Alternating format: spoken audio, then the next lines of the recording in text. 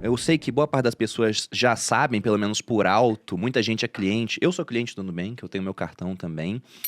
E o pessoal vê, mas não enxerga a magnitude do negócio. Tem alguns números para passar para a gente, Cris, e falar um pouquinho desse IPO e depois a gente começa do começo pela sua história no mercado financeiro. Claro, claro. Bom, explicando um pouquinho do que a Malu falou, né? Quando uma empresa faz um IPO, tem uma porção de regras que a gente precisa seguir, né? No nosso caso, a gente fez dois, não satisfeitos, a gente fez dois IPOs. A gente fez um IPO nos Estados Unidos, outro aqui no Brasil, né? Um na B3 e um lá, na NYSE.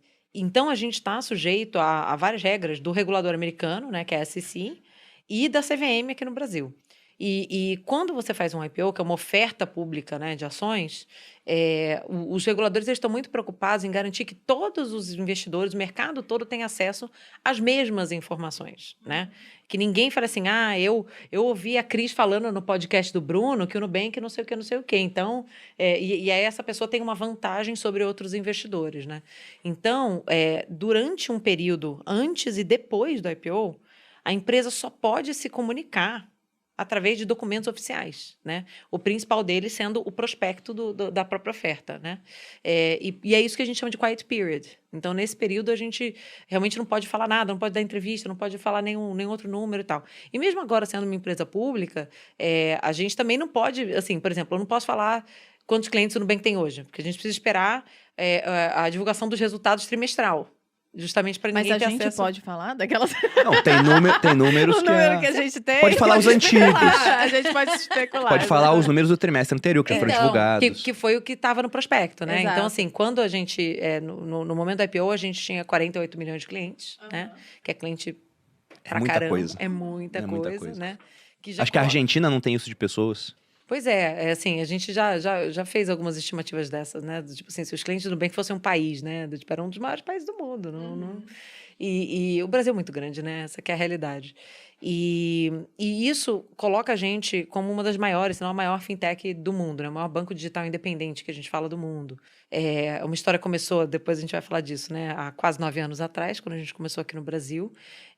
A gente começou com cartão de crédito, mas já com uma visão de expandir isso, né? De realmente ter uma oferta ampla o suficiente para as pessoas não precisarem mais, se elas não quiserem, né? Depender dos bancos tradicionais, né?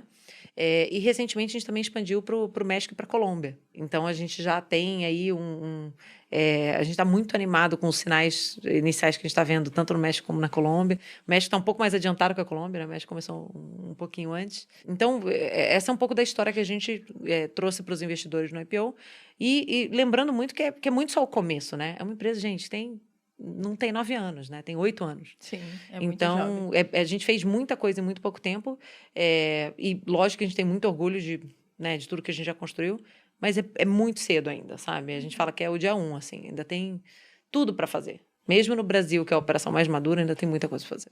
Só para explicar melhor, não sei se ficou claro, o que é o IPO, para quem não entende nada. É como se fosse a entrada da empresa na bolsa, não é isso? Isso, você vende ações para o público. Mas quem assiste o podcast aqui há mais tempo, com certeza já está familiarizado com os termos, chegou aqui nesse primeiro né? episódio? Não sei. Pois é, né? Por mim, que não entende, sei mas só falando o que é ter 48 milhões de clientes no Brasil, esse número já conta com clientes do México e da Colômbia. Mas a proporção, assim, quase nada comparado maioria, aqui. Né? Tá, seria mais ou menos assim, se tem 5 pessoas em uma sala, uma é cliente do Nubank.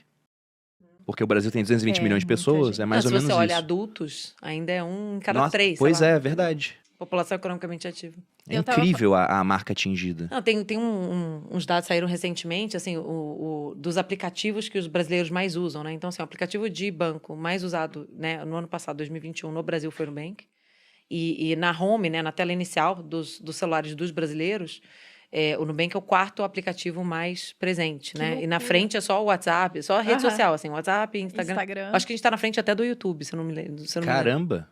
Que loucura. E eu até falei pro Bruno, quando a gente estava lendo o roteiro lá em casa, que o Nubank foi muito citado aqui nos podcasts, né? Ano passado a gente falou bastante, principalmente quando a gente falava de startup e tal. E era uma coisa que eu não entendia no início. Eu falava assim, mas gente, por que falam tanto do Nubank? Que tal esse Nubank? E eu não entendia a potência, né? O que era. E eu acho que a gente vai conseguir esclarecer um pouco desses pontos do porquê que o Nubank é tão gigante, por que a gente fala tanto dele, do poder, né? Do quanto foi inacreditável a história que vocês fizeram. Inclusive, o Marcelo Toledo teve aqui, que foi uma das pessoas que participou trabalhou com a desse gente. início, né? Então, ele falou alguns números que foi bem legal. E também aí eu já dei uma... Ai, tô entendendo agora. E eu acho que é legal que a gente vai conseguir esclarecer para o público em geral também.